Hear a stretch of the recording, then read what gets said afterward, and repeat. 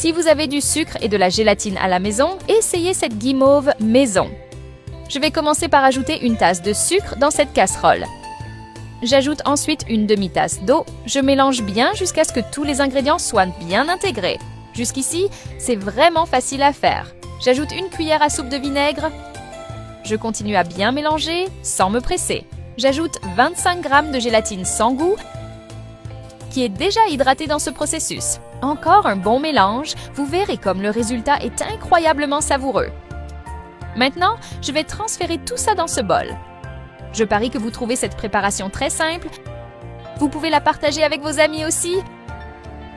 J'utilise un batteur électrique et je vais battre jusqu'à ce que la texture change. Ça commence à prendre forme et voilà, c'est parfait comme ça. Facile à faire, délicieux à manger et impossible de ne pas en redemander. J'ai déjà préparé un moule graissé et j'y verse le mélange que je viens de faire. Cette recette est exclusive et a été pensée pour ceux qui aiment la praticité sans renoncer au goût. Hier, j'ai préparé cette recette pour mes amis. Ils ont tellement aimé qu'ils m'ont demandé de venir ici vous l'enseigner. J'adore préparer des desserts comme celui-ci, alors je vais tout vous montrer.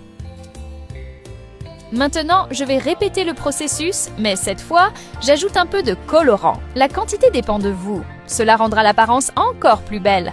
Et avant que j'oublie, dites-moi de quelle ville vous nous regardez pour que je puisse vous envoyer une salutation spéciale. Aujourd'hui, mon salut va à Mathieu Morel de Lyon.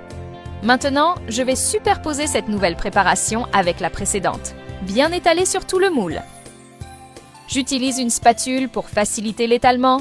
Maintenant que vous apprenez à préparer un dessert délicieux et rapide, vous allez impressionner tout le monde chez vous. Simple, rapide et irrésistible. Ce dessert est parfait pour toutes les occasions. Je vais mettre au réfrigérateur pendant 10 minutes. Après ce temps, il aura cette texture et il suffira de le démouler, de le couper et de goûter. Vous pouvez le couper comme vous voulez, mais je vais le couper dans 2 directions pour obtenir des morceaux égaux. Si vous voulez faire pareil, allez-y. L'important, c'est que le goût soit parfait à la fin.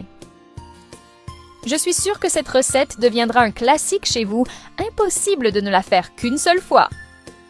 Quand vous la testerez, venez me dire ce que vous en avez pensé. Regardez comme la texture est moelleuse. Cette recette étonne tout le monde par son apparence magnifique une fois terminée.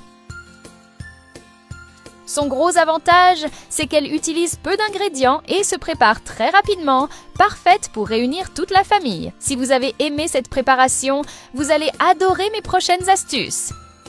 J'ai encore plein d'autres